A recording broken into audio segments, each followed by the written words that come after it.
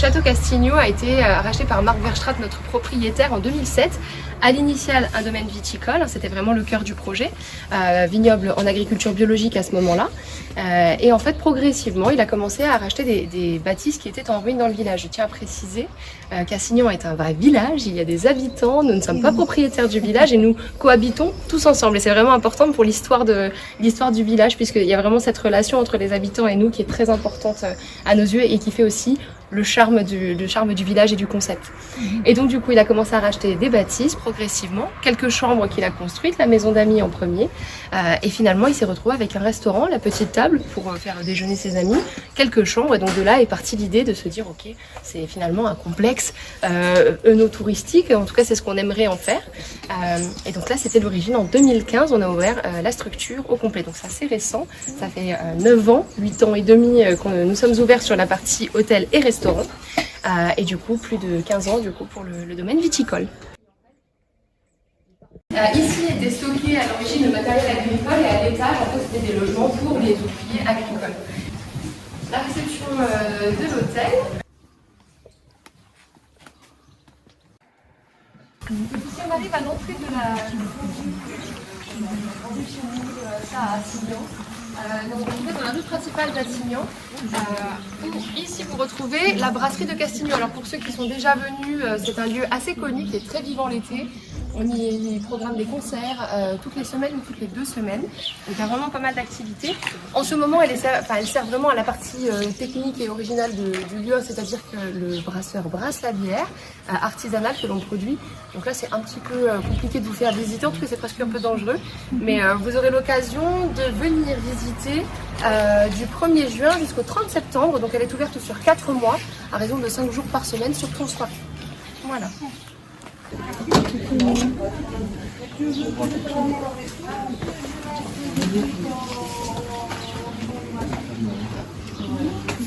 Vous pouvez entrer, hein, je vous en prie, allez-y. Donc là, vous n'êtes pas en activité, on ne s'en sert pas aujourd'hui, mais ça vous donne un petit peu l'impression du lieu. Il est composé d'un sauna et d'un jacuzzi avec espace détente, et souvent nous proposons cette prestation accompagnée de massage pour vraiment avoir une expérience complète. Et comme il est privatif, vous pouvez mettre 4 de place pour le nombre de personnes que vous souhaitez. Vous fermez les rideaux et vous êtes vraiment organiseur d'une petite bulle de tranquillité et de relaxation.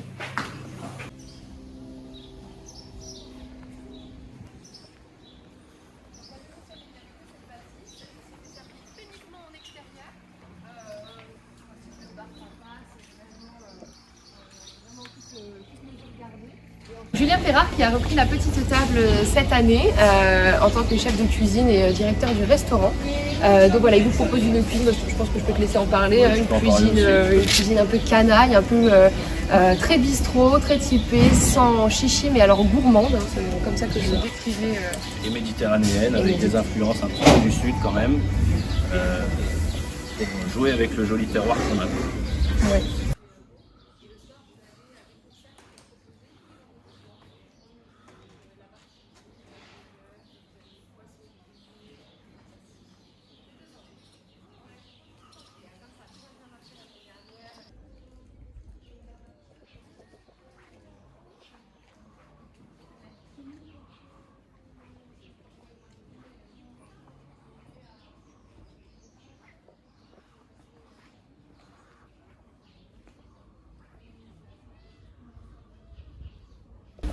Très loin des restaurants asiatiques de bataille, du buffet, les traditionnels net sushi. Ils sont pas du Thaïlande. Exactement. Donc là, c'est vraiment de la cuisine 100% thaïlandaise, qu'elles vont proposer sous forme de menu presque dégustation, donc de menus presque gastronomique si vous voulez, mais ça reste tout à fait tradit.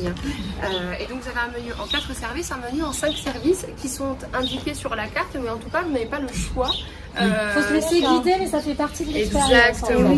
Et en général, elles viennent vous servir au moins un des plats. Vous avez l'occasion de discuter avec elles pour ceux qui sont un petit peu à l'aise avec l'anglais, parce que le thaï un peu moins. Il y a vraiment toujours une continuité et une forme d'unicité qui est très intéressante ici. Le mot est bien. Merci de confirmer. Je confirme. Ah, c'est bon. il y avait trois bâtisses qui ont toutes été rachetées progressivement. La dernière partie ultérieurement, 2 ans après l'ouverture du restaurant, et on a fini par agrandir. Hop. Allez, je vous en prie.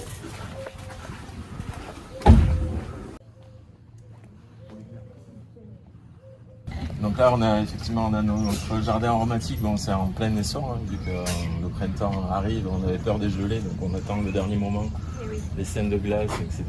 On respecte aussi la saisonnalité du coup des pêches. On travaille avec des pêcheurs sur le Gros du Roi qui nous apportent ce qu'ils ont en fait. Voilà. Vous ne pouvez pas dire je veux demain 10 kg d'anchois, c'est pas possible. Parce que si vous avez 10 kg d'anchois demain, s'il ne fait pas beau, vous n'aurez pas d'anchois. C'est la nature qui dispose. Oui. Voilà. Si vous avez des anchois, ça voudra dire qu'ils viennent d'Espagne. Et nous, on ne veut pas cette philosophie-là. On veut de la proximité. On ne veut pas qu'ils aient dépensé 10 000 litres de kérosène pour aller pêcher des anchois, stocker pendant une semaine, voire 10 jours dans leur soute avec de l'eau pour, vous voyez le truc, parce que c'est comme ça que ça se passe. Et du coup, vous avez un anchois qui est nul, quoi, qui sert à rien. Donc proximité, donc c'est pour ça qu'on vous disait, on n'a pas de produit, on n'a pas de plat signature. En fait, on se laisse dicter par nos producteurs et la saisonnalité. Mais vraiment quelque chose de très confidentiel et on ne veut plus ces grands restaurants, il y a beaucoup de monde.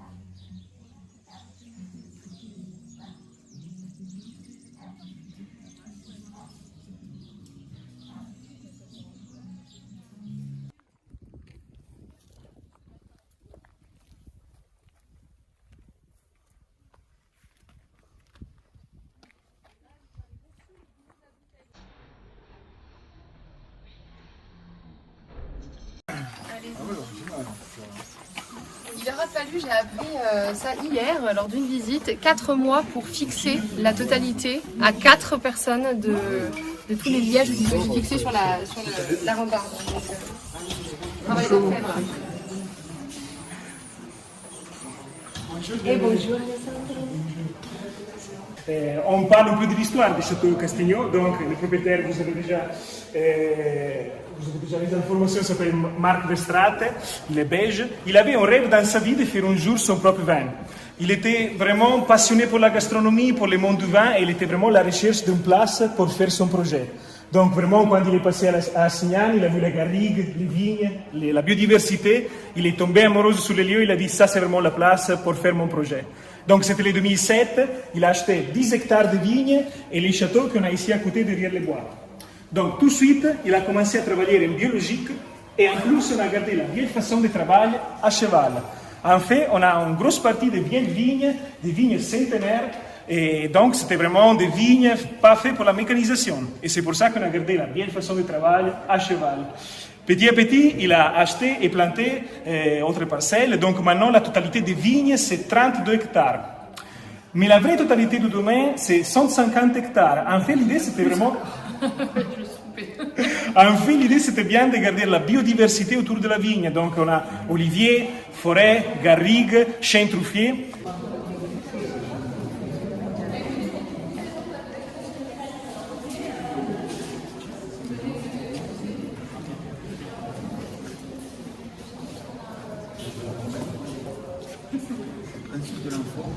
Exactement. Donc, ça c'est la première chambre pour la production. Donc, en général, on a 32 hectares de vignes, différentes parcelles et 14 différents cépages. Donc, l'idée, première chose, c'est de faire les vendanges manuelles, 100% manuelles, pour respecter bien les fruits. Après, transfert des raisins à cheval, pour garder bien la qualité des raisins pour tous les transferts. Et après, vinification, soit parcellaire, soit par cépage, pour garder vraiment l'identité du terroir. Donc on a vraiment différents caractères, différentes typologies de terrain, et donc on va respecter les différents caractères avec différentes vinifications. Pour les plafonds, les douelles de tonneaux. Première chose, c'est une partie esthétique, mais même pratique, parce qu'effectivement, le bois, pendant l'hiver, où on a plus d'humidité, il absorbe l'humidité. Mais pendant l'été, quand on a un petit peu plus de sécheresse, bien sûr, ça va redonner l'humidité. Donc ça rééquilibre l'humidité pendant l'année. Et on garde toujours la forme de l'appareil. C'est ça,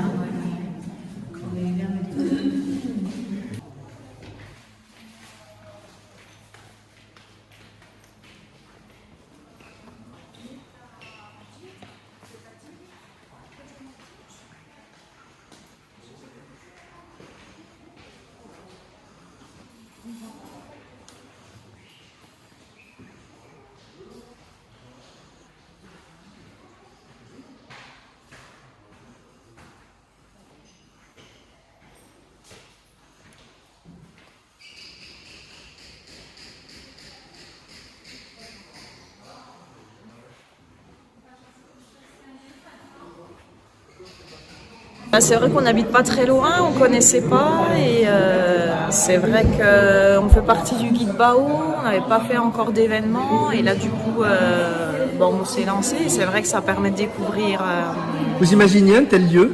Non, c'est vrai que le village en lui-même, c'est vrai qu'on peut découvrir plusieurs lieux différents et le domaine on nous en avait parlé vu au niveau aérien, mais c'est vrai que oui, on ne connaissait pas du tout.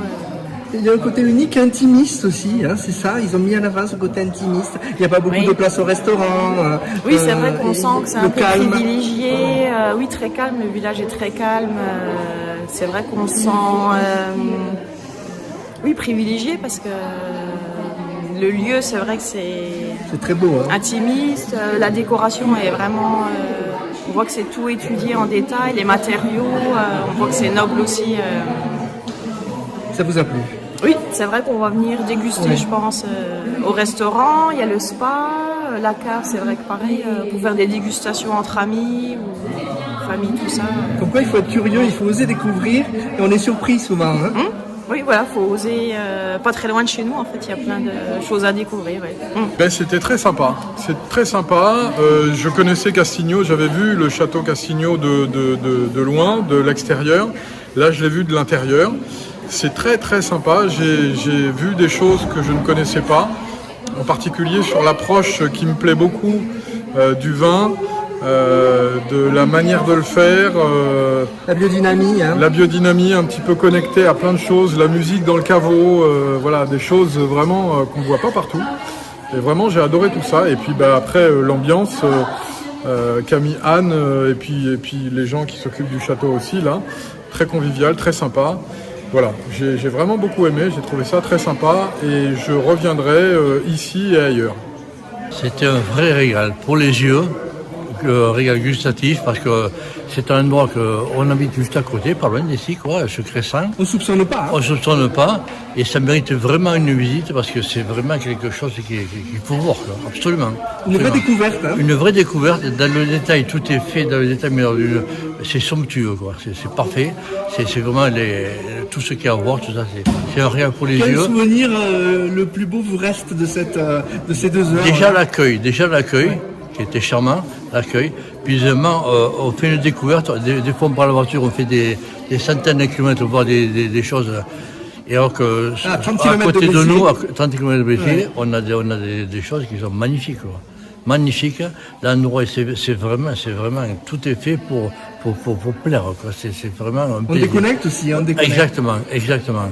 Donc voilà, donc j'invite tous les gens à faire comme nous, faire le premier pas et venir ici. Tester cette expérience qui restera sans doute dans les mémoires de beaucoup de personnes.